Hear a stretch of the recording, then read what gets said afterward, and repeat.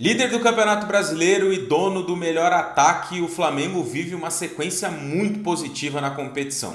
São 5 vitórias nos últimos 7 jogos, justamente em um período que coincide com muitos desfalques.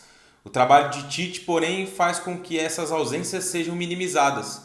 E nesse vídeo a gente vai mostrar alguns detalhes táticos desse Flamengo, do jogo contra o Atlético Mineiro, e entender como esse time tem, num momento de tanta dificuldade, se tornado ainda mais forte. Para isso a gente já está com o campinho na tela, mostrando as formações iniciais do jogo contra o Atlético Mineiro, de Galo e também de Flamengo, para mergulhar um pouco nesse confronto, entender como o jogo se desenrolou e essas questões aí do time treinado pelo técnico Tite.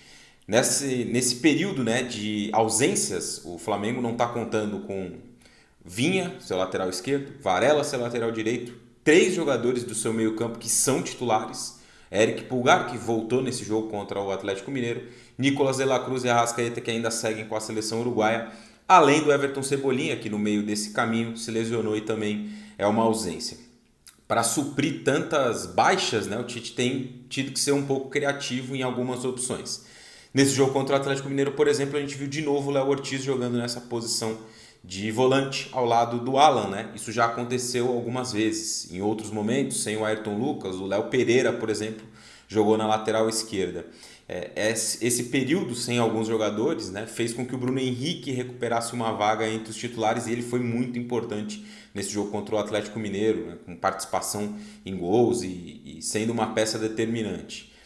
Dentro de uma sequência com um elenco mais curto e jogos ali muito próximos, né, a cada 2, 3 dias, também foi preciso nesse jogo contra o Atlético, por exemplo, poupar o Pedro. E aí o Tite lançou a mão do Carlinhos como titular, ele até marcou um dos gols.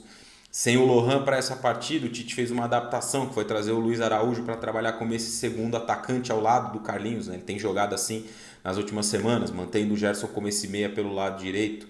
Muitas mudanças, um time desfigurado de uma forma geral, mas sem perder algumas coisas importantes. Sem perder organização, sem perder competitividade e sem perder também alguns pilares importantes dessa trajetória que a gente tem visto nessa equipe do Flamengo treinada pelo Tite. Um dos gols que o Flamengo marcou contra o Atlético Mineiro mostra exatamente um pouco desses padrões do time no trabalho com a bola.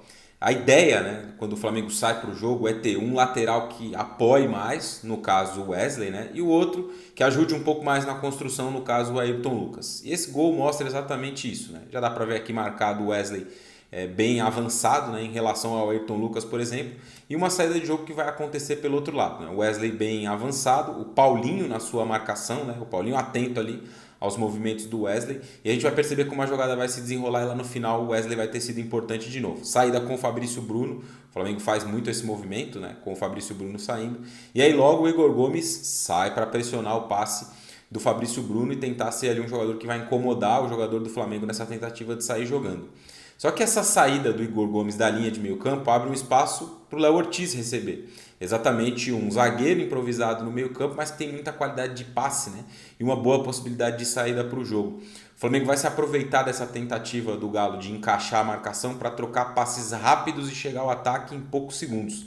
O passe entra no Léo Ortiz, que já tem um salto de pressão ali do Otávio no seu passe, né? Mas o Otávio demora um pouco para chegar. Tempo suficiente para o Léo Ortiz de primeira encontrar o Gerson, que de primeira também, marcado pelo Bruno Fux, vai encontrar o Luiz Araújo numa faixa um pouco mais centralizada e livre de marcação. Né? Com toques curtos e rápidos, o Flamengo conseguiu quebrar esses encaixes de marcação muito conhecidos do Atlético. O Luiz Araújo vai receber com um tempo e vai encontrar o Wesley um pouco mais avançado.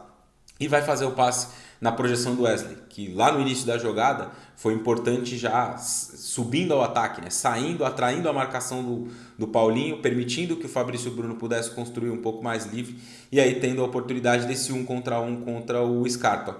O Wesley vai fazer um movimento de muita inteligência, né? Enquanto o Carlinhos também fecha lá do outro lado, vai se antecipar ao Scarpa e na sequência do lance o Carlinhos vai fazer o gol do Flamengo, o gol do 2-0 nesse jogo contra o Atlético Mineiro. Outra questão importante para esse Flamengo é o trabalho sem a bola, como o time se comporta quando não tem a posse. Nesse lance do Atlético, o Atlético entra no campo de ataque e dá para a gente perceber como o Flamengo vai se compactar. Os 10 jogadores de linha estão atrás da linha da bola, com 2 linhas de 4 bem próximas. A Luiz Araújo e Carlinhos mais avançados, Gerson e Bruno Henrique pelos lados, Léo Ortiz e Alan por dentro e a linha defensiva de 4.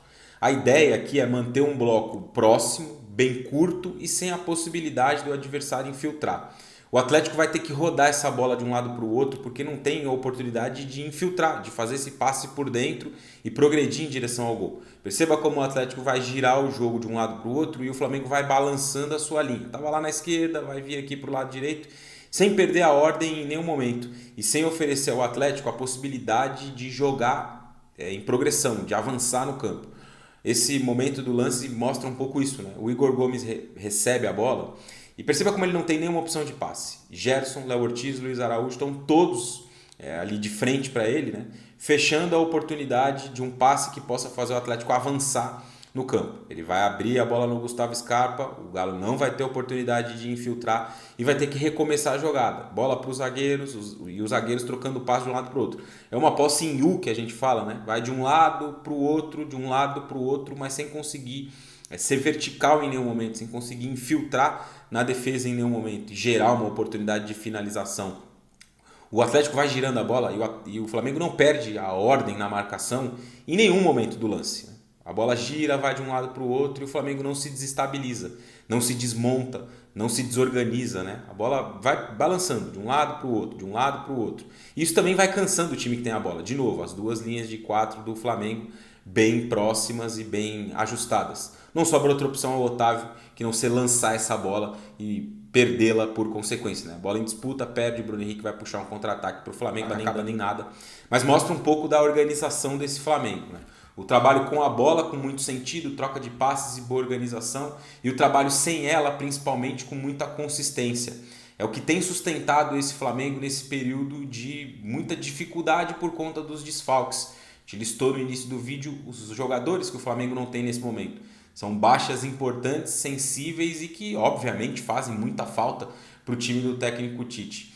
Mas com um trabalho bem ajustado, com muita ordem, com muita competitividade, principalmente daqueles que ficaram, o Flamengo consegue sustentar uma campanha muito forte, consegue se manter na primeira colocação do Campeonato Brasileiro e indica que, ao passar este período da Copa América, será o grande candidato ao título do Campeonato Brasileiro.